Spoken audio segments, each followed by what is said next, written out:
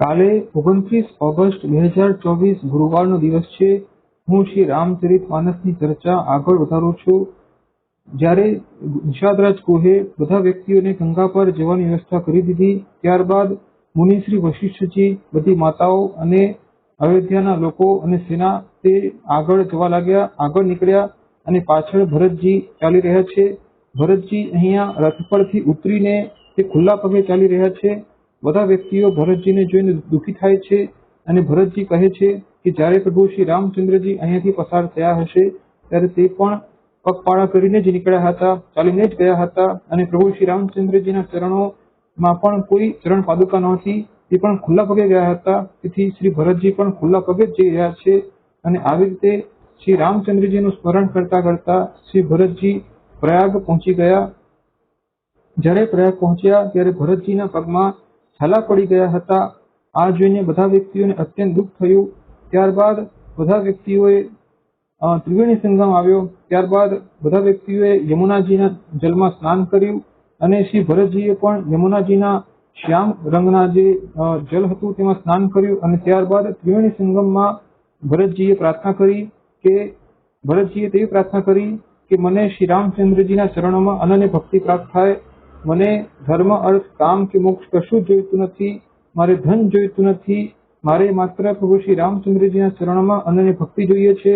અને શ્રી ભરતજી તેમ કહે છે કે શ્રી રામચંદ્રજી મને કુટિલ કહે અને આખો સમાજ મને રાજદ્રોહી અને ભાઈનો દ્રોહી તેવું કહે તો પણ મને વાંધો નથી, પરંતુ મારે માત્ર પ્રભુ શ્રી રામચંદ્રજીના ચરણોમાં અનન્ય ભક્તિ જોઈએ છે। તેવું ત્રિવેણી સંગમમાં સ્નાન કરતા કરતા ભરતજીએ એવી પ્રાર્થના કરી અને ત્યારબાદ ત્રિવેણી સંગમમાંથી એવો અવાજ આવ્યો કે હે ભરત, હે તાત ભરત, તમે ધન્ય છો।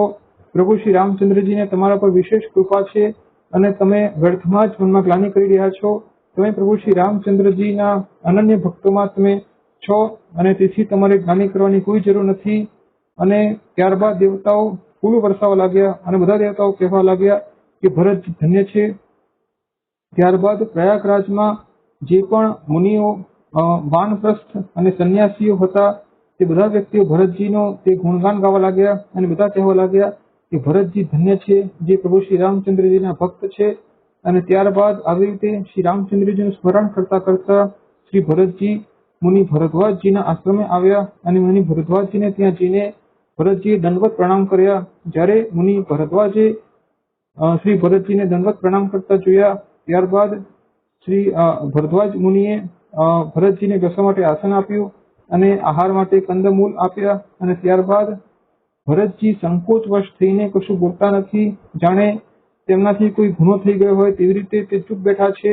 અને ત્યારબાદ મુનિ ભરદ્વાજે કહ્યું કે હે ભરતજી, મને ખબર છે કે તમારા મનમાં સંકોચ છે અને મને બધી જ ખબર છે, તમે વ્યર્થમાં જ મનમાં ગ્લાનિ કરી રહ્યા છો, તમારી માતા કૈકેયીની કોઈ ભૂલ નથી। આ શ્રી સરસ્વતીજીએ જ તમારી માતાની બુદ્ધિ બગાડી હતી।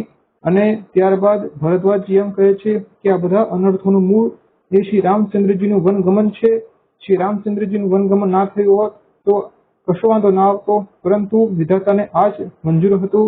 અને જો રાજા દશરથજીએ તમને બોલાવીને તમને રાજ્ય સોંપ્યું હોત અને તમે જો રાજ્ય કરતા તો તેમાં કશો વાંધો નહોતો, શ્રી રામચંદ્રજીને સંતોષ પ્રાપ્ત થતો। અને જો અત્યારે પણ તમે અયોધ્યાનું રાજ્ય તમે ભોગવ્યું હોત તો પણ શ્રી રામચંદ્રજીને કોઈ પણ વાંધો નહોતો, તેમને અત્યંત આનંદ જ પ્રાપ્ત થવાનો હતો। જ્યારે શ્રી રામચંદ્રજી, શ્રી લક્ષ્મણજી અને શ્રી સીતાજી અહીંયા રોકાયા હતા ત્યારે તેમણે તમારી ખૂબ પ્રશંસા કરી હતી અને તમે તો શ્રી રામચંદ્રજીના જે અનન્ય ભક્તિનું તમે ઉદાહરણ સ્વરૂપ છો। તમારા માટે આ એક દુઃખનો વિષય છે, પરંતુ સમગ્ર વિશ્વ માટે આ એક ઉપદેશનો વિષય છે, એવું કહીને ભરદ્વાજ મુનિએ શ્રી ભરતજીની પ્રશંસા કરી।